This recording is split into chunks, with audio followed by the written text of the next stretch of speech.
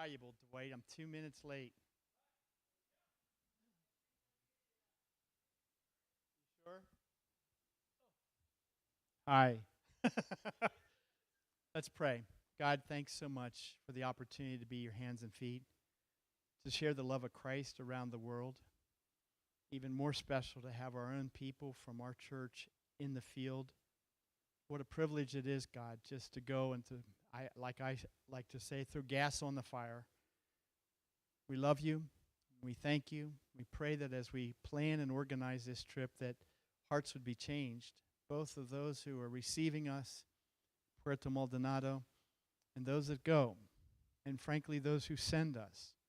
We thank you in Jesus' name. Amen. So we'll have a Q&A time. I want to show you some pictures. I want to talk about the trip. I want to tell you how we got to where we're at today. Julie and I, my wife and I, have gone to be with JR to plan this very trip. COVID killed it. To the travel restrictions and everything that we had to, all the hoops that we had international. So finally things opened up and we're able to redo this. With that said, a lot of money was realized by the processes that I'll explain to everybody here. And we sent letters to 227 donors for that trip in 2019 and explained to them that the students would have an opportunity to go again, but we believed that the monies needed to be in Peru. I mean, we've been sitting on it for 2 years. And so we did send JR a lot of money, and a lot of work was done because of that money. So we're really grateful for that whole win in the silver lining in a cloud, if you will. But beyond who is sitting here, we hope to send out an email to that 2019 list and allow them to be part of this trip too. Pastor Dwight and I were concerned about the numbers of people. We'll have to decide how that's going to flesh out here. And especially since Julie and I have been down, and we took an adult team down this past summer, probably transportation is our weakest link down there. And we're still working through that. Housing, food, mission, opportunities to be a witness for Christ, fantastic, over the top. But getting you there is kind of a challenge. So anyways, we are planning a trip to Puerto Maldonado.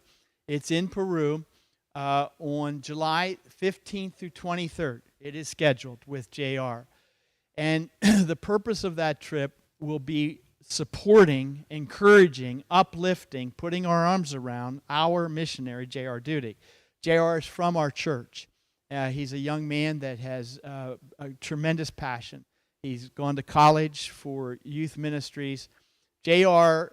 works with probably 300 different children every week right now in many different platforms that you'll experience and be part of. Some of those are after-school programs. He calls it the Learning Center. Some of them are in geographical outskirts of Puerto Maldonado, a community called Pacalito. And he walks around with a portable microphone speaker thing, and he's jabbering in Spanish. He's like the Pied Piper. And all of a sudden, kids start to trail in behind him and follow him. And the next thing you know, he's got 30 kids under a pavilion, teaching them the things of the Lord, playing soccer with them, singing songs with them. He's doing a great job. We're really excited about his work.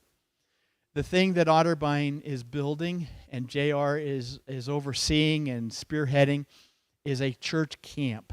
We've purchased 27 acres of land. JR purchased it when JR called me and said, hey, I'd like to buy 27 acres of land. I said, you want to do what? And so he's very ambitious, very exciting. You know, I didn't know if his visa allowed him to own land, and there was a million questions on everything. But we own 27-acre, beautiful plot of land. And over the last 18 months, we have built a very large pavilion, bigger than ours out at Welty Road. It took 400 bags of Portland cement and 5 truckloads of sand for the cement floor that we put in. The children of our church during Vacation Bible School raised over $5,000 to put in a playground, and we built that playground last year. He's built a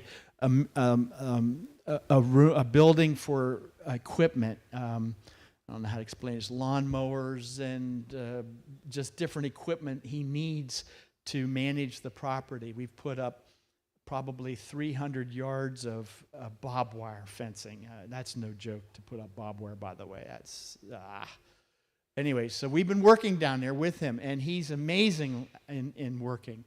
He's constantly upgrading this and that and making ministry more magnetic and attractive to children. I tell you, it is so intense with JR. He wanted to adopt a child. And his mom and dad and Pastor Mike and I, we didn't say no, but we asked the tough questions. And, we caused him to think about that very carefully. And he did back away from that, but he is that connected with the families and the children and the ministry opportunities that are there. And so we get the privilege to go and just love on JR and just enjoy what he's doing. I like to put it, throw gas on the fire. And so let me show you a few pictures that we took just last summer. And we'll talk a little bit more about the trip as far as getting there, where we're going to stay, what kind of food we're going to eat, what kind of work we're going to do, what a daily schedule typically looks like. And then I can answer your questions, okay? So, OcYth.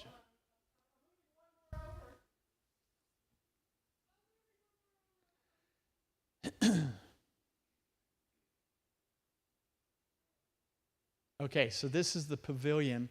We worked alongside Peruvians who were very skilled cement people. We bought a cement mixer. Oh, I can't do that. This thing's live streamed. We bought a cement mixer to help us mix a lot of cement. And so we wore rubber boots and we got in this muck and we spread it out and made it nice. And so big pavilion.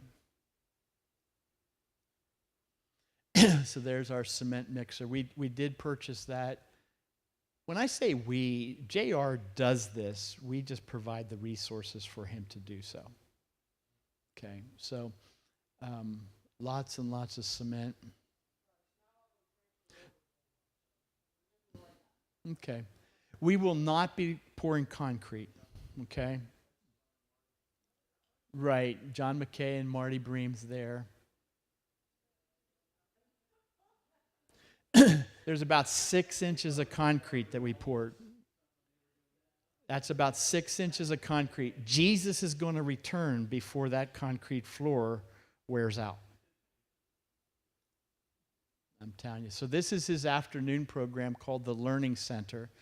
And he's got about 50 children at a given time. I mean, it's fluid. It fluctuates on volume, but he does a lesson. There's singing involved. They have crafts. They love to mingle with us. I don't. I'm not a kid person, man. My wife, Julie, she's like a magnet, and I'm like, I repel them.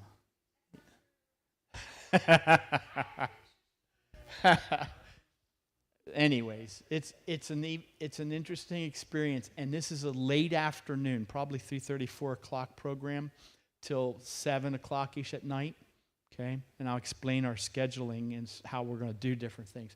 But this will be an environment where we get to share our testimony, sing songs, do poetry, possibly do a little lesson, a skit, and we're going to prep for that as a team, and we're going to do it in Spanish.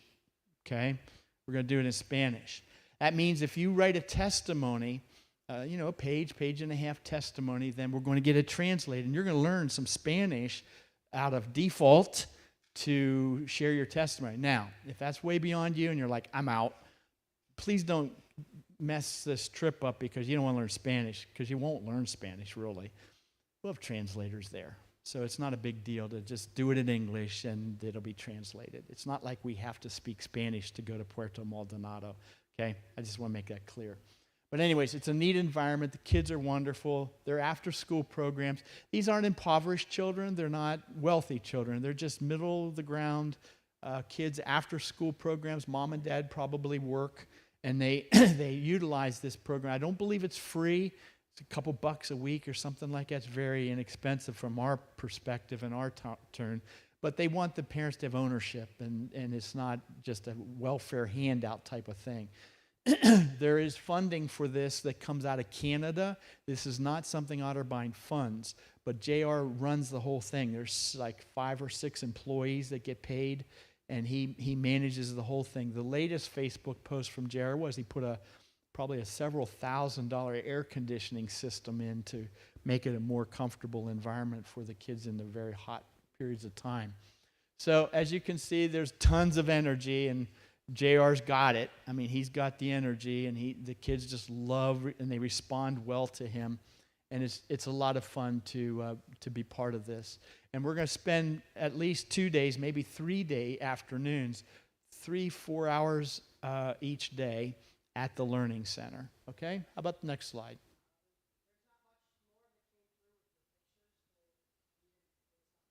Okay, that's fine. So the worst part of this trip is getting there. This is a big, big trip. We will leave in the latter part of the day after dinner, and you fly overnight. This is what they call a red-eye flight. It's the only things that are available. American Airlines will take us to Lima, and then we fly a local carrier from Lima to Puerto Maldonado. American Airlines does not go the whole way to Puerto Maldonado. LATAM will fly from the United States, but honest to goodness, I'd rather slide down a 50-foot razor blade and land into a bottle of alcohol than to work with LATAM and schedule a trip for 20 people. It is painful. It is just awful to work with them. You call American Airlines, boom, boom, boom, boom. It's just clean. It's easy. You get confirmation codes. And LATAM, who filed for bankruptcy a couple years ago, they don't know how to run an airline. It is really difficult. We probably will fly LATAM in Peru, but it's a local regional flight. It's not international. International is a whole other ballgame. So we'll leave in the early evening hours. We'll fly to a hub like JFK, Atlanta, Miami, and then we'll have a layover there. And usually somewhere between 11:30 at night and 1:30 in the morning, the flights leave the United States to go to Peru. All of them. Whether it's Delta, United, American Airlines, they all leave at the late hours of night, early morning. So it's like 6-7 more hours of flight to Peru from the States, like from Miami. And we land in Lima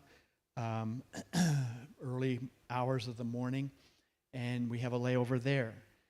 And I'm the one that schedules these itineraries because I know how long it takes for us to get through the airports, get our bags checked, get reticketed. There's a lot of logistics involved, so we got to have layover time. And sometimes we're just hanging out at the airport. We're just sleeping there by chairs type of thing. It's a pretty tough trip to get there. We get to Puerto Maldonado in the morning. So we leave Saturday night, and we get there Sunday morning. Are you with me? And Sunday morning, 10 o'clock-ish, in that range, we arrive, and we get our bags, and we go through customs and immigration and all the things that you do internationally. And then JR will meet us at the airport with transportation, and we'll go to the hotel. It's a very nice hotel, guys. I wish I had pictures of it. This is, on our standards here, probably a 3-star-ish hotel. Very clean, very nice. We'll probably put 2 or 3 students in a room. They have triples. We'll probably put chaperones, mom and dads, in their own room. We're not sure how we're going to lay it out yet, but we'll have all the rooms we need, and you'll be very comfortable. Air conditioning, Wi-Fi. We'll talk about technology and phones and all that stuff, because I want you to have an experience away from technology, away from time-consuming phone experiences. And frankly, if you don't have the right cellular plan, you're going to have an enormous expense. We'll talk about all that later. So we stay at a hotel, and we'll eat at restaurants in the evening. In the morning, the hotel provides us with a fantastic buffet of meats and eggs and sweets and incredible tropical juices and a very, very satisfying breakfast every morning with some variety, but mostly it's, eggs are eggs, So the sausage instead of bacon. But, it's pretty much a buffet, and you can eat as much or as little as you want. Then for lunch each day, JR brings in a boxed lunch of either beef or chicken or fish. I didn't send the picture over, but I got to show you this picture of this fish. Huh? Oh, yeah. You guys see this fish, man. You open this styrofoam box and this baby's there, and you're told that you want to eat this thing, and it's like, okay.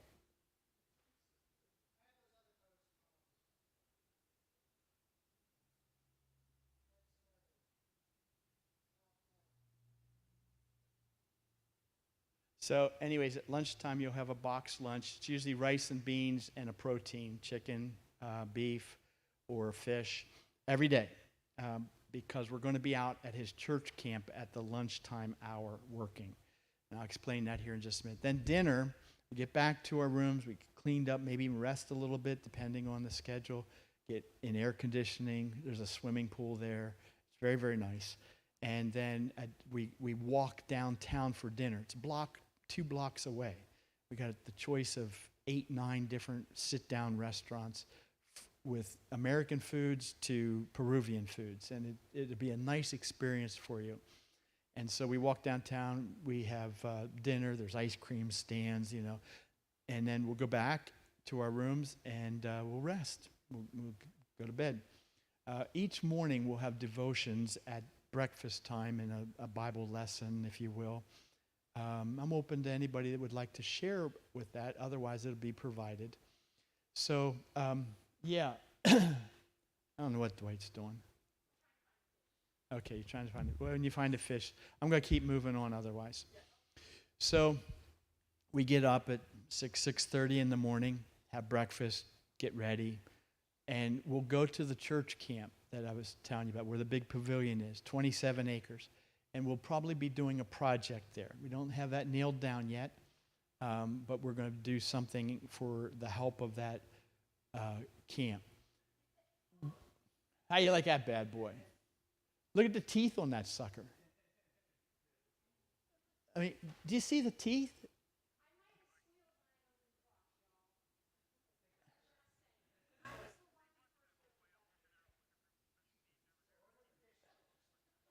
And yet it had quite a good taste. It was very delicious, actually.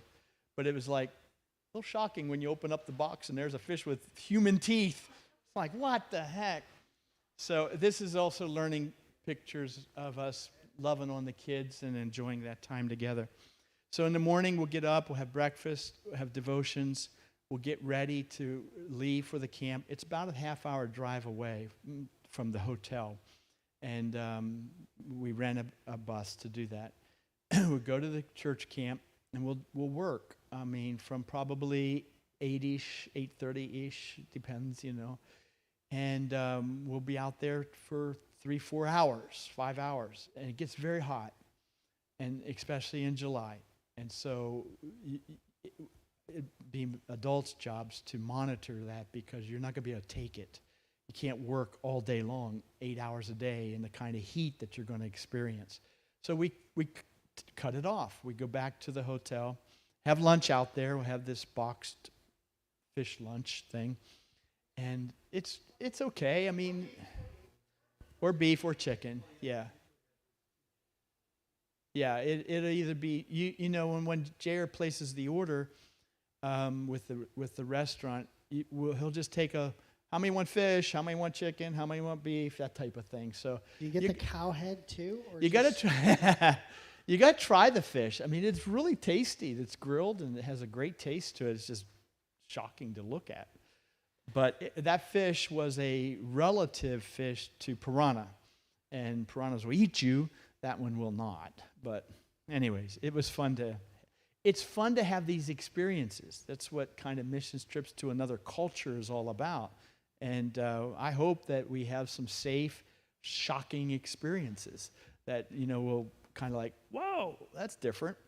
Because we don't have those kind of fish in our area. I guarantee that. So we'll be out at the camp for 4 or 5 hours, depending on the heat of the day and the intensity of the project and so forth. And then early afternoon-ish, after lunch, 1:30, 2 o'clock-ish, we'll head back to a hotel, get cleaned up, get refreshed. 3:30 is when the learning center opens up. Kids come out of school, they go to the learning center. Several of the days, we're going to go to the learning center from our hotels after we get cleaned up. There's where you'll have hands-on encounters with Peruvian kids, which is JR's primary ministry with children. And so there's where we'll sing. There's where we'll share stories, skits, testimonies with the children.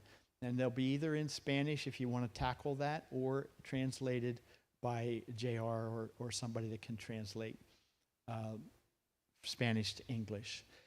So we'll be there for 2 or 3 hours. On the days that we go to the learning center, we'll have a late dinner. It might be 7 or 8 o'clock at night that we eat. And you might be hungry, you might be tired. But on the days that we go to the learning center, if we're there at 4 o'clock, we're going to stay at least till 6:30. So by the time we get back to the hotel, walk downtown to the restaurants, it's 7 o'clock, 7:30 before we have dinner. It's just the nature of the challenge that we have. We'll have snacks to hold us over, so it's not like you're going to go hungry per se. So then we go downtown to a dinner. If you have never had genuine Peruvian chicken, it's out of this world. And so we'll do Peruvian chicken. There's a fantastic pizza place. I mean, brick oven pizza type of thing. There's fantastic burger place. There's very nice sit-down restaurants that we're going to take you to also for Peruvian food. I mean, white tablecloth type places. And we'll go there too. So you have a variety of types of food. It won't mean like if you go to a restaurant and you didn't like it, doesn't mean the rest of the nights might be fantastic. So there'll be a variety of options there. Always all the food that you can consume. You'll never be hungry. There's always a variety from breakfast to your choice of lunches to the restaurant menu that will be before us every day. So we're going to go down Saturday and fly through the night and get there Sunday. Sunday afternoon, you're going to crash. You're going to really be tired. You just need to rest. Sunday night is church, and that's a fluid flip of the coin. Depends on how well we traveled. And I'd love for you to go to a Peruvian worship service. It's JR is part of a team, if you will. JR is in Puerto Maldonado because of Daniel Luzerb and his wife Rebecca.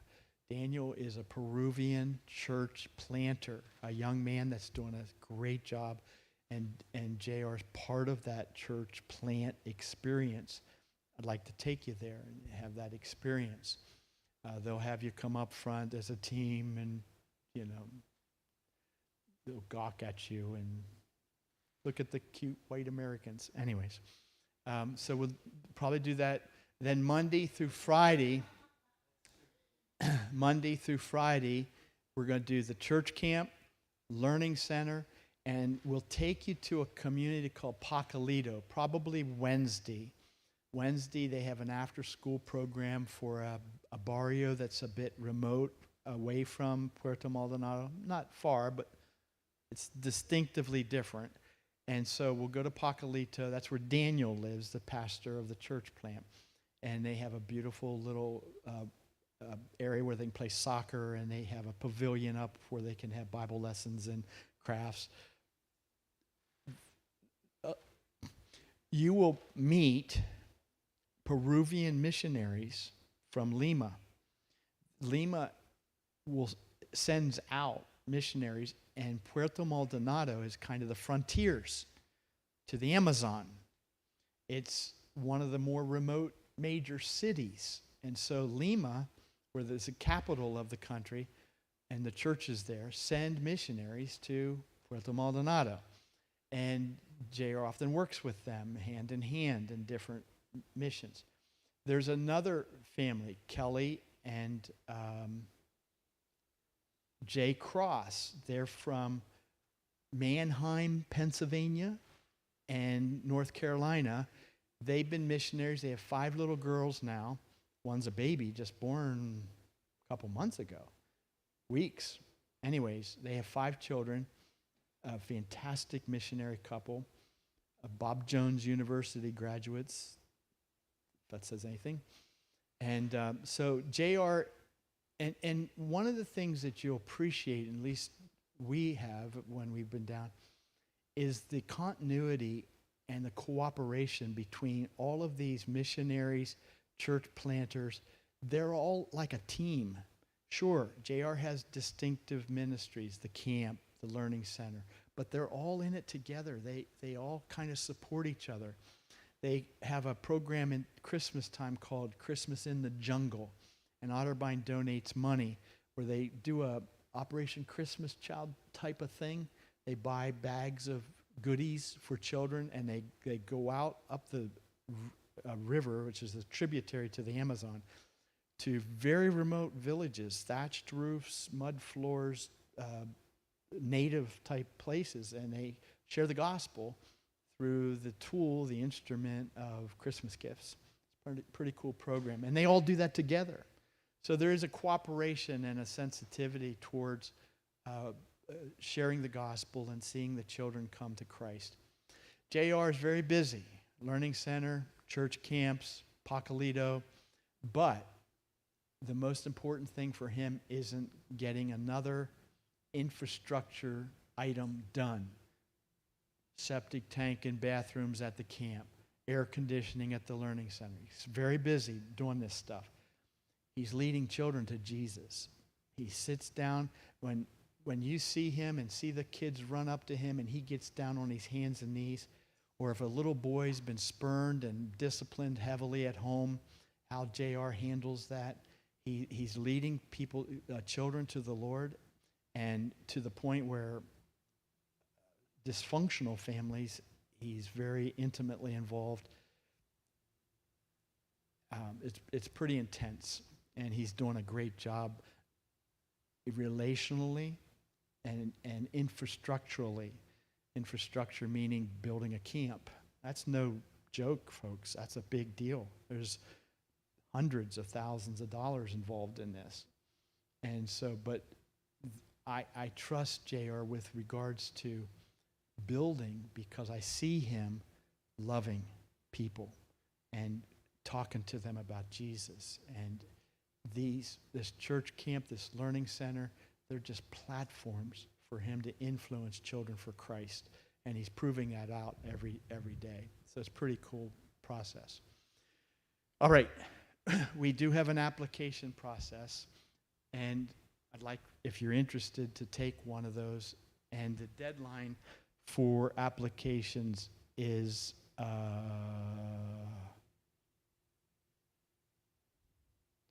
January the 29th, so like 3 weeks. Okay, think about it. How much does this cost? If we take 20 people, it'll cost you $60,000. Who wants to write the check? It's a lot of money. Heather. Huh? I pick Heather. Heather? Deal. It's about $3,000 per person, okay? About $3,000 per person. But it won't cost you that.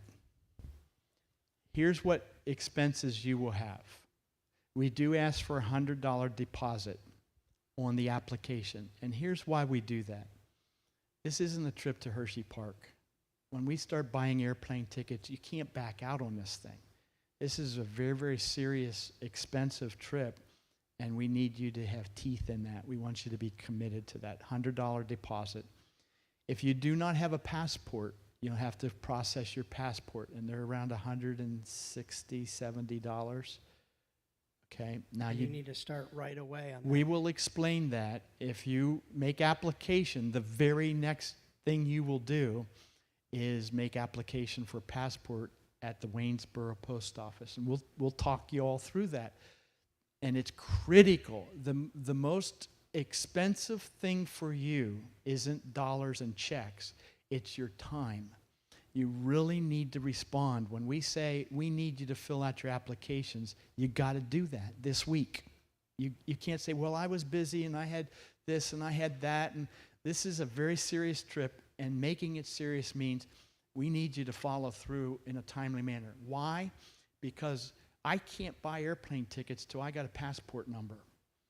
And buying airplane tickets is a very tricky business that I have a lot of experience with. And the further out we can secure our plane tickets, the less expensive they cost.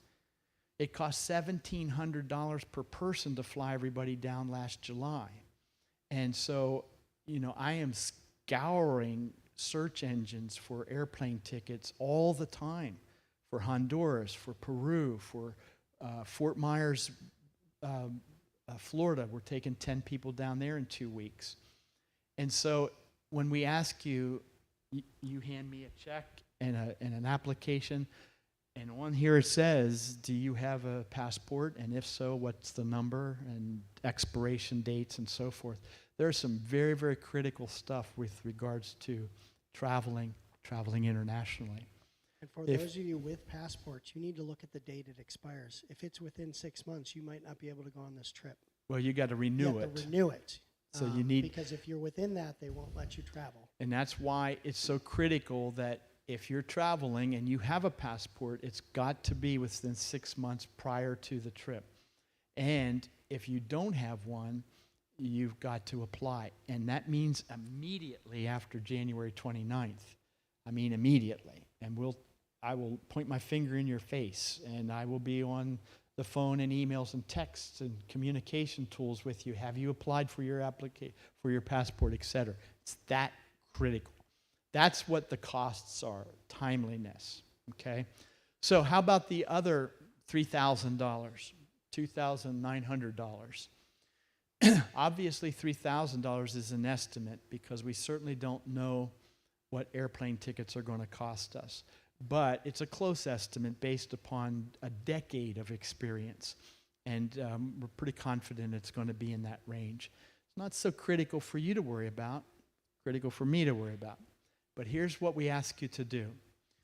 We believe with all of our heart that God's called us to go. How many believe that? The Great Commission says, go and make disciples. It doesn't say, well, I don't know. I got to come up with the money.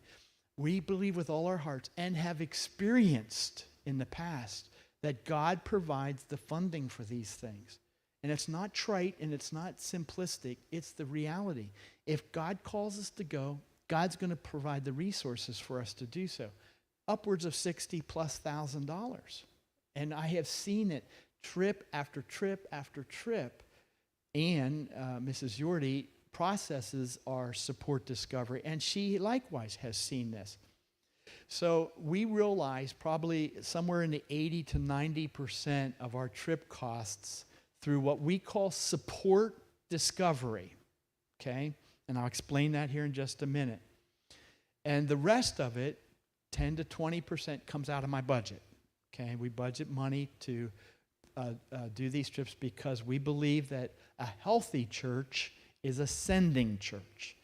A healthy church isn't just about its seating capacity, that is the number of people that it can get through its doors on Sunday morning. A healthy church is not just its seating capacity, but its sending capacity. How many people are they sending out into the world with the message of Christ? And for 2,000 years, God has used the Church of Jesus Christ to be the instrument to spread the message of Christianity around the world. And we get the wonderful privilege to be part of that. And we have mechanisms in place to make it possible for the average person to participate in the Great Commission in a tangible, real way. Not just nod your head and say, yep, I believe we need to go into all the world and make disciples in the name of the Father, Son, and the Holy Spirit, and Jesus will be with us if we do that. But literally do it. And so we literally take that and make ways for people to be that witness for Christ around the world. How do we do that? We call a process of support discovery. And what that means is we believe that the church, Otterbein Church, needs to send her people. But they need to become aware of opportunities for them to send her people.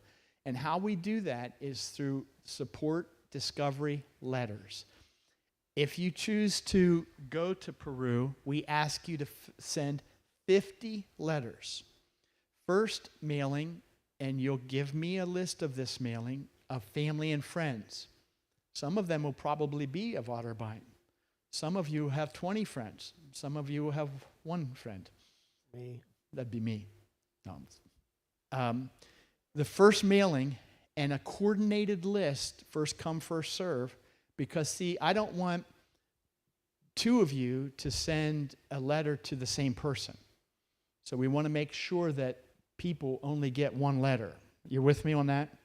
So there's 2 mailings, 50 names total. The first mailing is family and friends. And as soon as I coordinate that together and give the thumbs up, those letters go in the mail. And they go in quickly because it takes time for people to look at their budget, look at their finances, and say, yeah, I want to make sure that Eliana goes to Peru. I want to make sure she's part of that. But guys, this is far more than about asking with a letter for finances. It's far more important that we expose the church to the opportunity to send her people. And then we pray over these letters and ask God to speak to the hearts of people about being obedient to Scripture, to the Bible, and send her people and to be part of this. Friends, we've got elderly people that aren't going to get their passports and get in an airplane with me and go up through the mountains of Honduras on the backs of horses and donkeys. It's our most intense missions experience. But many a times, I will be cornered in the lobby of the church asking, when are we going again? They're not going, but they want to send. They want to be part of it. They want to give. What's happening in missions? And they want to make sure the church is a sending church and that the DNA, the character of the church, is one that cares about the least of these around the world, that cares about the gospel message of Jesus Christ and the salvation of the Lord being communicated in the 4 corners of the world. And that's what a healthy church with a missions program does. It makes sure that it takes everything you learn here and takes it out there. And so we want to give that chance for people to continue that process and to support prayerfully, encouragement, and finances through support discovery. And we realize between 80 and 90% of our costs, so like $2,500 to $2,700 a person, will be realized by you sending out letters. Okay, so you don't have 50 names. Right. After the first mailing, we will give you the balance of your 50 letters. So if you had 20 letters to family and friends, we'll give you 30 more. And they will come alphabetically off of the church roster. You won't know these people. But again, it goes back to the idea that we want to give everybody a chance to be part of the Great Commission. And we want the church to have a chance to send her own. We won't mail the whole, even if we had 20 people, we won't mail the whole church roster. So if I'm doing a trip to Honduras while we're doing a trip to Peru, which is in the works, I will start from the front of the roster for Peru, and I'll start from the back of the roster for Honduras. With me? And make sure that the average person in the church doesn't get 2 letters. Now, a friend or family, they might get 2 letters, or they may even request to support 2 different people, and that's a relational issue, and that's okay. I'm all in on that. But our request and our awareness letters will not go to more than one person each in our church, and I will be doing the best I can to coordinate that. So we'll send out, let's say we have 20 people that go. We'll send out 1,000 letters, okay, amongst the 20 of us. And then we will realize our funding for that. What you will provide is the paper, the return envelope. No, you won't. I provide that. You'll provide the paper and the sending envelope. We call them number 10s, regular size envelopes. And in there will go the church's letter and your letter. And we'll talk to you about how to write that letter and even give you examples. It's not really a letter. It's a paragraph or two. Hey, I have an opportunity to go to Peru. Would you pray for us? I'm so excited that the church is taking this trip and I get to be a part of it. We got some language to help you with that. So there's 2 letters, one with mine, the church is in, and that's the one that gives the details, gives people an opportunity to return a donation. So 2 letters, and then 1 small, 6 3/4 we call them, envelopes that are pre-addressed, and they come back to the church. And during an active support discovery season, we will see 50 to 100 letters a week. Sometimes, I don't know, Ann, just a lot in that flurry of time. And so we total that all up, and we write the checks, and we buy the airplane tickets, and we rent the rooms, and we get the car rentals, and that's how we fund all of this. Any questions about that? Okay, so you're looking at a trip that the church is going to provide you, but we ask that you enthusiastically and timely participate in support discovery. On February 12th, Sunday the 12th, and you're going to get all these dates and times here, okay? We're going to have a meeting after we get our team together. After we get our team together, we'll have a meeting, and we will launch the support discovery portion of our trip. We will not have any more team meetings then till May. We'll have meetings every other week for 4 sessions, 2 months. May and June, there'll be 2 meetings every month, every other week. Okay? It's all printed out and here. These meetings are priority. They're mandatory. This is not like, oh, well, I've got a meeting, I might go to these that. are mandatory. These are mandatory. This takes precedent over school things. We're spending $60,000. This becomes the big deal for you. They're mandatory, and we're giving them to you 3 months out, so you can schedule them in your family calendars and so forth. They're absolutely critical, and the support discovery launch on February 12th, Saturday the 12th. Yes, there it is. Yes, is mandatory also, because when you come to these meetings, it's going to be like drinking from a fire hydrant. There's that much information, and we need to spread them out, and we need to be repetitive with the information so that you get it all, because there's a ton of stuff. There's dates and there's times. Although we're not asking you to write a check for $3,000, we're asking that you be attentive to the process, and that you come to the meetings, and that you follow through with the timeliness of things that need to be done. For instance, on the 12th, when we have our team meeting, you'll get all of the resources, your customized support discovery letters, your samples of what to write with, You'll be given the return envelopes. You'll be given all the resources. And by then, you will put together your names of family and friends. I say 20. I don't know why I'm saying that. Whatever family and friends you have.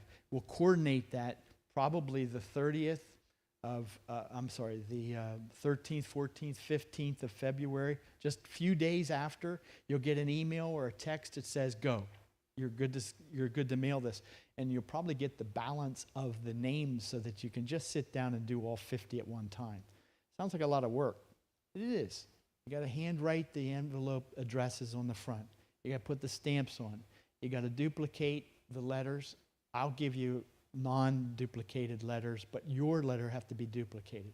You have to stuff the envelopes, seal them up, get them to the post office. And we want you to do that within days after we okay your lists, okay? Timeliness is critical. So what's the big deal? Big deal is we have a lot of expenses and we got to get it done as early as possible. Particularly at $1,700 an airplane ticket. And you need to do them, not your mom and dad. What's that? They need to do them, not their mom and dad. Yeah, it's really critical that you have ownership in this trip and you understand what God's going to do through those 50 letters that you're sending out, and that you're being obedient to the process of asking God to provide through the Church of Jesus Christ the necessary resources to send you personally to Puerto Maldonado. Are you all with me? It's a pretty cool process. You're going to hear this stuff again, but I wanted to give you a preview of it today. So right now, we have applications. You take one of these if you're interested and return it to me or to Pastor Dwight by the 29th, Sunday the 29th. That's 3 Sundays from now, with a $100 deposit, okay? And then we'll put this team together. That's kind of the way I like to look at it, adults and students, and we'll know how many spots we have available to invite the previous group of 2019 who unfortunately had their trip dissolved, if you will. And we'll let them be part of this if they'd like to be. So I don't know what that number looks like. We had 31, which caused me to have nightmares at night.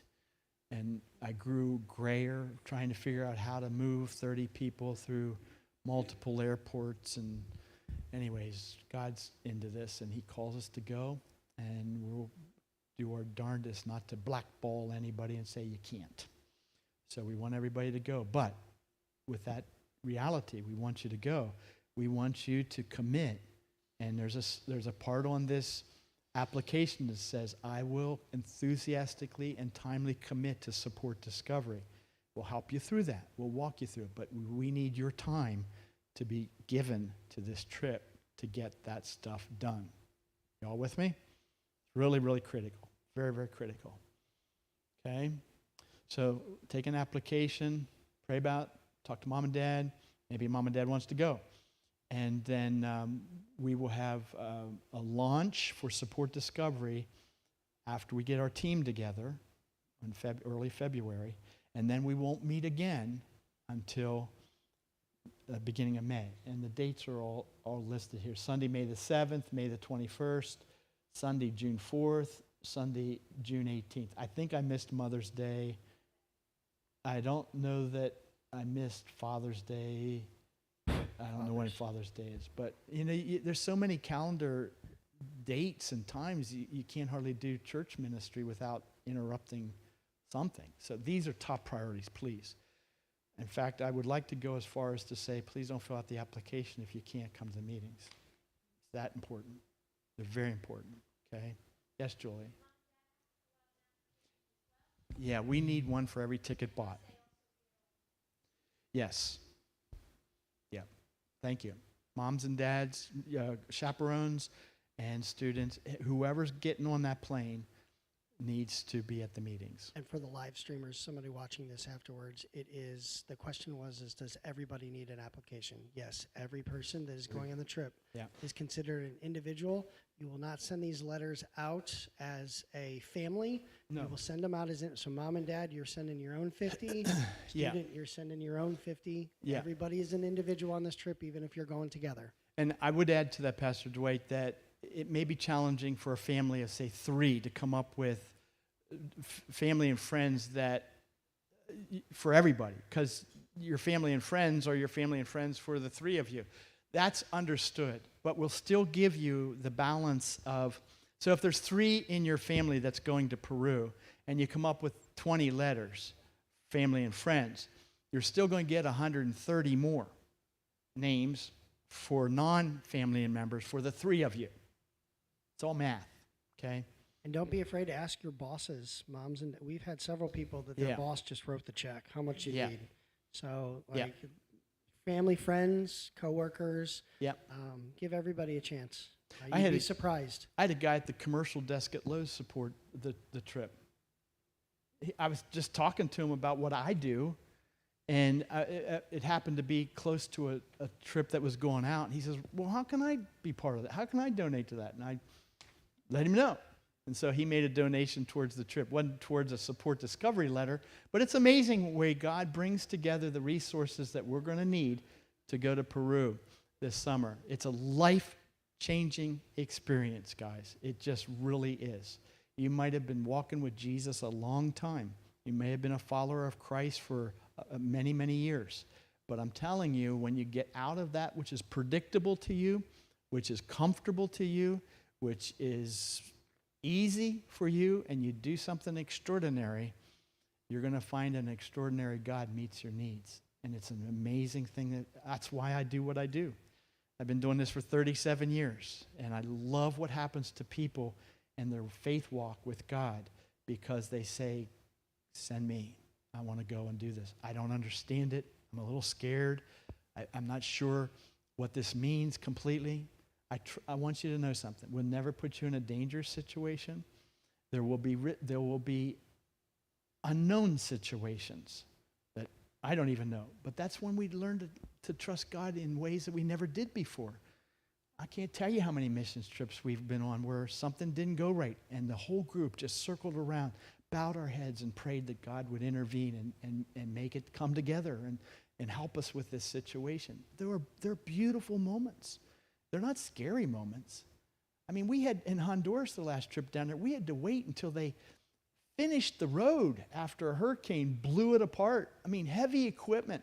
And I was driving people in a minivan trying to get through mud that's 8 inches thick and a cliff that went off the side. And I made everybody walk through the mud because I wasn't sure we were going to get this van through this thing. And we just all prayed, God, help us. Help us to get to our mission. Help us to find our way through this safely.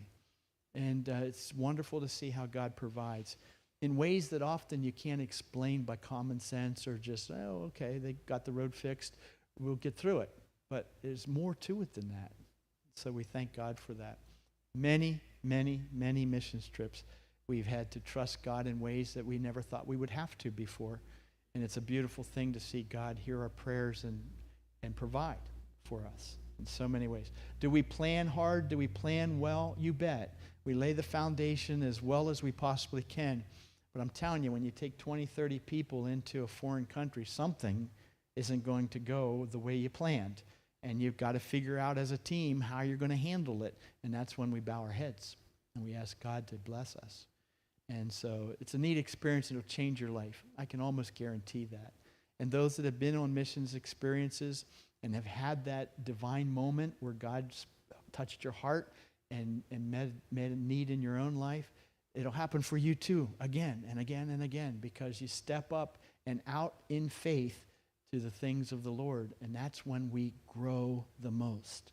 I don't personally believe we grow as long as you grow some. But in our faith journey, I really believe we grow the most when we step out into spiritually unknown environments and we let God work in our lives in ways that we didn't before. You know what's going to happen in these black chairs. You know what's going to happen on the youth schedule. You know what's going to happen in the big church. It's all predictable. It's comfortable. It's easy. It's convenient. But when you say, you know what, I want to try this. I want God to speak to me in a way that I haven't had before, go on a missions trip. That's why we do what we do. I ask people to do something extraordinary in their spiritual journey that they might meet an extraordinary God along the way. And it happens over and over and over again. Why can I guarantee that? Because God's called us to go. And when we go and step into the unknown and the uncomfortable and things that are not predictable and convenient, that's when we learn to trust God and see God work in behalf of our obedience. And it's a cool thing. So I want to give you that chance to have that experience. And I'd love for every person in this room to go with us to Peru. Were there any questions? I know that. Yeah. I know Dirk talked a lot. July 15th. Yes, Ann. No, there'll be no visas involved. We go in on a 90-day visitor's visa. Our passports are very powerful, as you know. And as long as we have a current passport, we can go to Puerto Maldonado without any restrictions. When we were there with COVID last summer, we did have to, what did we do? We did not have to test to come back to the United States. Oh yeah, we tested to go, and we'll see what the restrictions are for us to go this time. Testing's no big deal. In Honduras, they let you do a self-test and take a picture of it. I'm like, how do you know that that's not my wife's picture? But anyways, you're allowed to take a picture of a negative test with it held up by your face, and it's time stamped on the picture, and you can get into the country.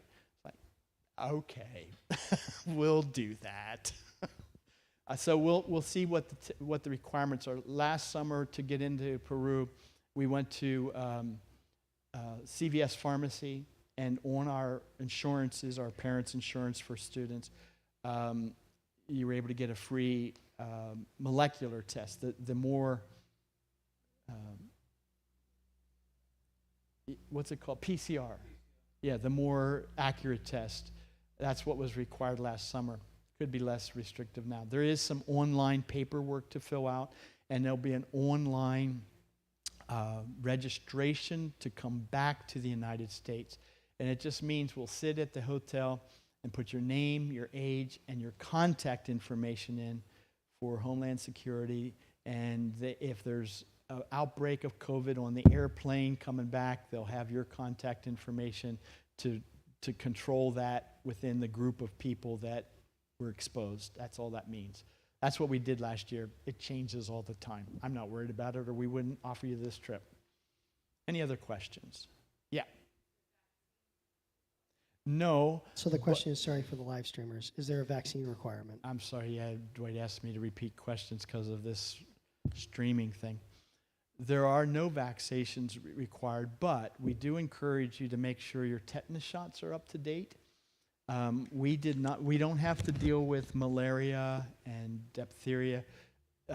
JR did get dengue fever, but there's no vaccination for that anyways. So if we get dengue, we're sick. I mean, hopefully we won't get sick. Nobody from the team of, how many went last summer, Julie? 12, 13? Anyways, 12 went last summer. Nobody got sick.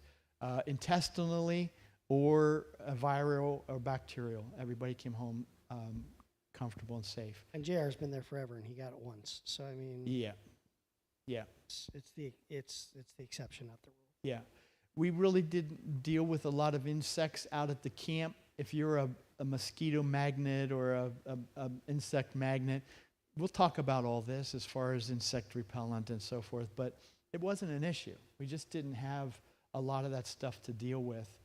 Had sun, a lot of bright, hot sun. We had to deal with sunburn and deal with, make sure we had suntan lotions and so forth. But we didn't have a lot of insect or viral or bacterial issues.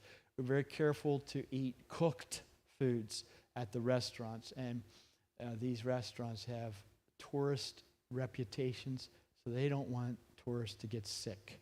And so we ate everything that was put before us, and we were fine.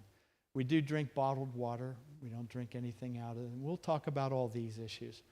But no vaccines, except maybe go to the doctor and tell them you're traveling to Peru and make sure you have a tetanus shot that's up to date. Why tetanus? Because out at the camp, you might tramp on a nail. You might get cut by a piece of tin. There might be an injury that we want to make sure your tetanus is up to date, that you wouldn't have any problems there. We have some very strict rules when we go, and we'll work through those in one of our team meetings. One of them is called the 10 Commandments of Being a Team.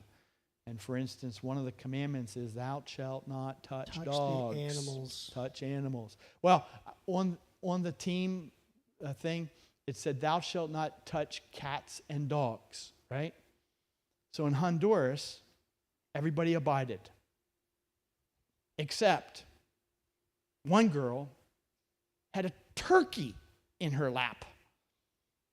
A wild turkey. in her lap. That'd be Aislinn. And I was like, I put that down.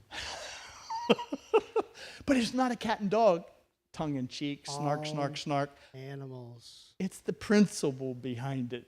Don't touch fish with teeth in their mouths unless they're cooked and you're ready to eat it. We joke about it, but rabies is a real thing. And if you touch an animal and it scratches you, we have to kill it and bring it to the hospital right away. And it's you start your rabies shots. So I know it's a big deal. I know I've taken a lot of your time, but last time we were in Honduras, we had... Looking at the 4 students sitting right there. No touchy animals. Everybody, please listen to me because this is a very serious matter. And in Honduras, the last time, our team went into a remote village that we were not welcomed at 10 years ago. We were asked to leave. And this time, we went in and we had 3 entry components. One, first we sent in Hondurans. A couple of them were Honduran pastors. And then they invited Casey Bauer in. And Casey's certainly fluent in Spanish. He's Honduran many ways. And so he went in. And when he assessed that it was okay for us to go to this particular house, they waved us in. We were about a football field apart from each other. Because I read a book many, many years ago called When Helping Hurts. And there's an illustration in there about how Western short-term mission trips is like elephants going to a mouse party. And you're invited. And you don't want to make a mess of things. But the nature of the challenge is we're elephants going to a mouse party. And we make a mess of things. So we were invited to go to this lady's house. And it was a pleasant, wonderful experience. She taught us to make tortillas from scratch, grinding the corn, putting them together, cooking them on her fire. It's really cool. There was 5 dogs, and they were pets, and they were friendly, and they were all outside where we were mingling. And one of our team members stepped back and tramped on a dog, and the dog bit her in the ankle. And I went into crisis mode because it's a serious matter. She had wool socks on. She had pretty heavy pants, so the saliva of the dog was limited in the bite. It took 2 hours plus to get to this village hiking. It was a rigorous hike. And Casey understood the severity of the problem, and he knew of a clinic, he knew of a doctor, but he wasn't sure of the hours. So Casey and I ran back to our base, our staging point, made it in a half hour. I mean, we were cooking. Even the Honduran skinny mountain people said, that fat pastor from Pennsylvania, he did all right. I was just praying that my ankles held out and I didn't sprain my ankles as we were running these mountains. So we got her to the clinic, and it was a superficial bite, but it definitely punctured her skin. And the doctor dealt with the surface wound, and in the meantime, she calls this number on her phone. I was like, okay, 45 minutes later, she gets a call back. And in her Spanish to Casey, she said, the dog's been vaccinated. And I was like, well, how in the world? It took us 3 hours to hike into our staging base camp and another 2 hours into this remote village. How in the world? She said, there's 2 black dogs, there's 2 tan dogs, and there's a white dog, right? And we were able to know the family name of this family that owned this dog. And we said, yeah. And you said it was a black dog that bit her. Yeah. Well, all the dogs have been vaccinated on August the 17th, or it was August something this past year. And I was like, wow. I was dumbfounded that a third world country in such a remote area had a vaccination program for the dogs. Was I grateful? Oh, man. Because if you get bit by a dog and it is rabid and you can't prove that it had vaccinations, we got to start you on rabies shots within 24 hours or you die. There is no, well, maybe I'll just get sick. The transmission of rabies is a huge deal. Thou shalt not touch dogs. Animals now. And even Snakes, in this case that dogs. was an accident, it really was, she wasn't messing with the dog. She just did this. Tramped on the leg. I'd have bit her too. You know what I mean? It was an accident. So, we have... And there's a lot of this stuff that we're going to learn as team We're going to learn these in our team meetings. This is just one of them. We're not trying to scare you out of this trip. We want you to understand there's a lot of there's a lot of time constraints, there's a lot of things. This is not something that needs to be taken lightly. We are going into somebody else's house. We're going to have all these conversations. We're going to have an amazing experience. But in the end, we're not going to be able to control everything. This is what we call a controlled risk. This is a fantastic trip. You're going to learn so much. You will remember this trip for your life, especially if you've never been out of the country or Waynesboro. But we need you guys to take it seriously. So if you're in, we're ready to go. We're excited. So Mr. Sandy was with us last summer. Perry, would you like to just comment to everybody else about your experience and maybe some things that you saw or experienced or something encouraging about the trip? Just I know I put you on the cuff here, but... I would say that Dirk has pretty much covered everything as far as how the trip worked. I mean, everything that he talked about is kind of what we did. That was our schedule. The thing I couldn't believe was, and Julie can probably say, the average age of our group I think was like 65. There was 12 of us, old folks, and working in a jungle environment. It's hot and it's humid, so expect that. But we got so much done that I was just amazed. That's what amazed me the most, is how much work we were able to get done out at that camp. And I was like, there's no way that can't happen without God being with us, And the last day, we got a nice cool day, and there was a rainbow over it was amazing. I would do that again in a heartbeat. And, and just working with the kids where JR does the ministry after, spending the day out in the jungle. And it is just an amazing and a unique experience. Dirk said, and the food is fantastic. They do a great job at the restaurant, so don't worry about eating some good food. So, it was an awesome trip, and one that you will definitely remember. Yeah, thanks a lot. Any other questions you might have? Again, we got applications for you. It's the first step in saying I'm in. And, once you make application and a deposit, you're part of the team. And then we're going to help you to learn and get you ready for our departure in July. When we leave in July, you'll be fully prepared and enabled to have a great experience. Okay. Need some moms and dads to go too. We really do. And this is one of those kinds of trips that any physical. I had, like Perry said, average of 65-year-olds. We had an 80-year-old on the last trip. Everybody did fine. And you can recover very nicely because it's air-conditioned rooms in the evenings to sleep, good foods. That's part of my job, to make sure that people are healthy and safe and not worn out, by the sun or food poisoning or water-borne illnesses and so forth. So we take care of all that.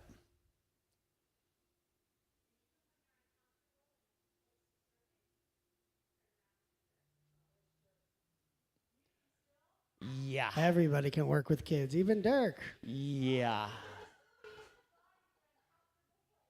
I mean, you can't even sit on the chairs in this place. They're just like tiny house place. Yeah, it's fun to be with the kids.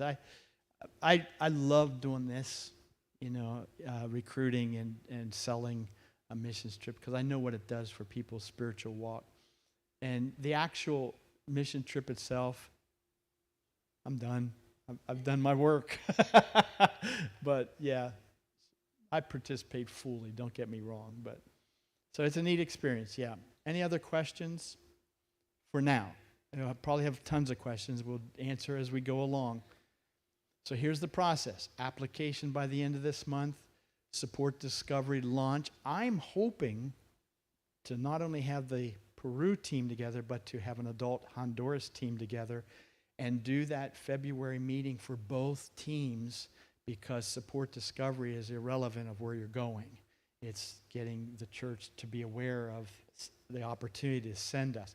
I don't know if I can pull it off or not. That's my problem.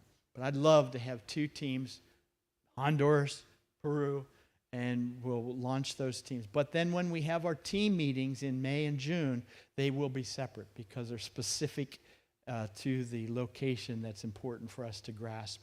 So we'll probably say meet from 12:30 to 3, and then 3:30 to 5, I'll do Honduras type of thing. So, And if you know you're going, like if you're like, oh, well, I'm in today, you're ready to go, start your passport process. absolutely. Start it right now. If you're absolutely convinced you're going, and you will be welcome to do so. There's no eliminating somebody. That's not what this is about. This is information for us to get this team together, okay?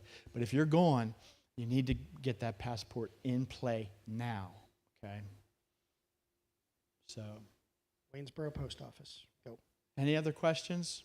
I have applications. I don't know. I know Waynesboro. We're going to close our prayer here a little bit because of ministry. That's what you do with prayer. Father, thank you so much for the privilege of standing before these good people and giving them an opportunity to love on you and be obedient to you. Pray that as we organize and execute this missions experience, you would be honored and you would be blessed. And of course, along the ways, we look forward to how you will pave our ways because of our obedience. Thanks so much. We love you. We thank you for JR and his hard work that he's doing in Peru. God be with him. Bless him when he's lonely, when he's not feeling well. And we ask that you wrap your arms around him in ways that we can't do. We thank you for the privilege of going down there and just loving on him and encouraging him, helping him to know that we got his back and that we love him. In Jesus' name we pray. Amen.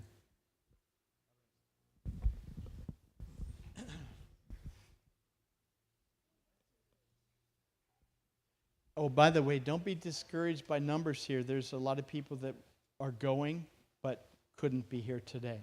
So that's why we live streamed. Wait, I don't know.